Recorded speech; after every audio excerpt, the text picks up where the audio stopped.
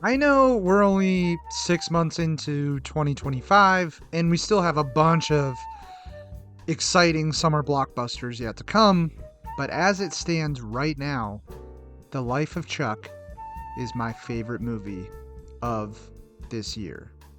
Like and subscribe and hit that notification bell, and if you're new, check out the rest of the channel and let me know what you think. Let's dive into The Life of Chuck.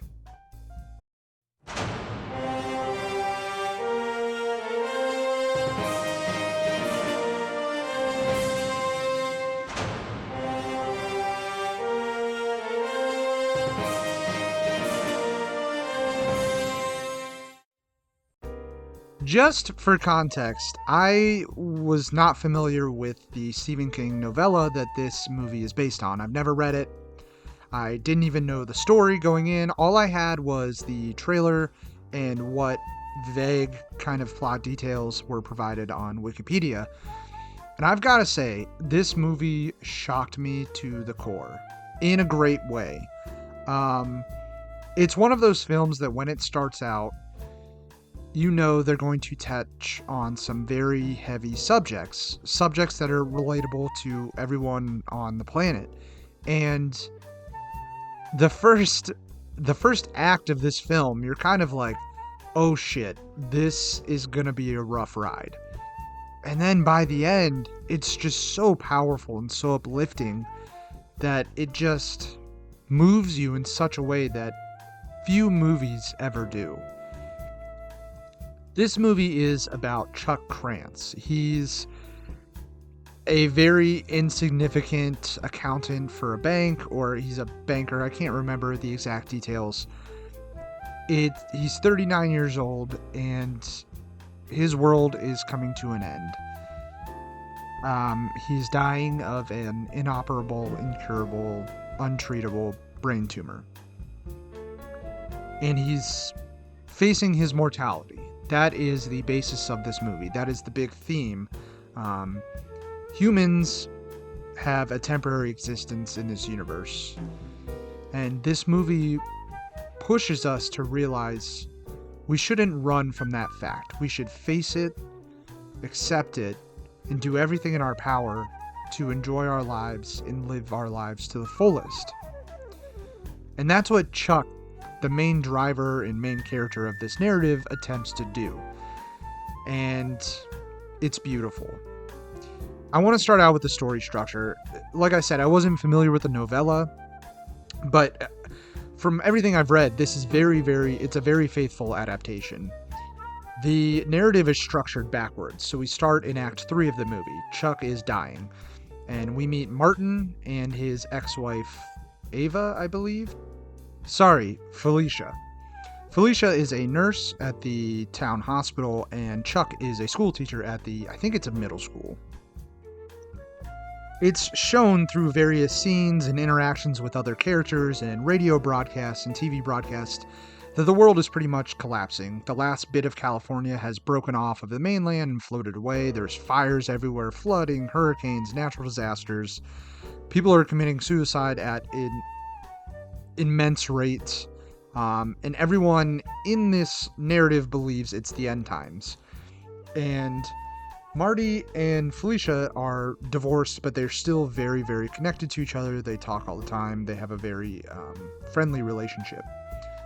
Her character is very much worried about the end times. Chuck, he's just kind of he's a realist. He's like, well, if it is, it is. There's nothing we can do about it. And they both keep hearing and seeing broadcasts about this man, Chuck Krantz. He's retiring. There's all these billboards all around town. A great 39 years, Chuck. Congratulations. And they're like, who is this guy? The whole third act, they're trying to figure out who this man is. They're asking neighbors, colleagues, friends. Nobody knows who this guy is. And the world is collapsing. In the end of Act 3, the universe dies. Martin and Felicia meet in her backyard, and they sit and watch the stars fade out one by one. And then he confesses her love, and it goes to black. And you don't really realize until you get through Act 2 and Act 1 that this wasn't actually the universe collapsing.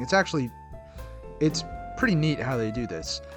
This was Chuck's universe collapsing. Chuck is, like I stated, dying from a brain tumor. And one of the prominent factors of this movie is the poem Song of Myself by Walt Whitman comes into play a lot. It's infused a lot throughout this narrative. And there's a line in that poem that's very prevalent. It's I contain multitudes. And basically what Whitman is saying is that every person born into this universe, they go on to create their own universe inside of them.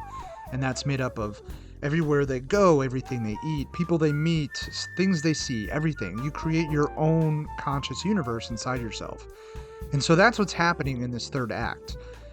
Chuck's universe full of all these people he's met, talked to, interacted with, places he's been, it's dying because he's dying. And then Act 2, we move on and we see Chuck in his later life, and he has an inkling feeling that something is happening, something's wrong. And we don't discover this till Act 1, but he stops. He's on a retreat to some small town for a banking retreat, something like that. And there's a woman playing music at the town square, and he stops and just dances. And he can't explain why he did it. He just wanted to enjoy the moment. And during the dance, he begins to get a headache, and then the audience realizes this is when the tumor is going to set in. And he just spends this whole act just being so gracious to everyone else and just trying to interact and enjoy other people and enjoy his life as much as possible, because in the back of his mind he knows something's wrong. And then it's not till Act 1 that we discover Chuck was born into tragedy. When he was very young, his parents and his baby sister, who was in his mother's womb, died in a car accident. He was raised by his grandparents, and then shortly after, his grandmother died, and she always taught him and infused in him this love for dancing. And so his grandfather raised him for the rest of his life, and he learned to enjoy just letting himself be free through dance at school and with a girl he enjoyed at the school dance. And he also got his knack for accounting and numbers from his grandfather.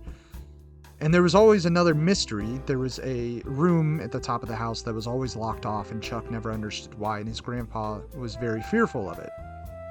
And we discover towards the end that this room, when you encounter it, it shows you the future of you or someone close to you and how they're going to die. It doesn't give you any finer details like when it will be, what year, etc. It just shows you the coming inevitable future. So his grandfather was afraid of this room because he saw a friend who committed suicide. He saw himself die eventually as he dies of a heart attack. And when he dies, Chuck finally encounters that room and he sees himself dying of the brain tumor. And he makes a point that moment on that he's not going to let that control him, and that he's going to live his life as long as it may be, as best he can, and enjoy it as much as he can.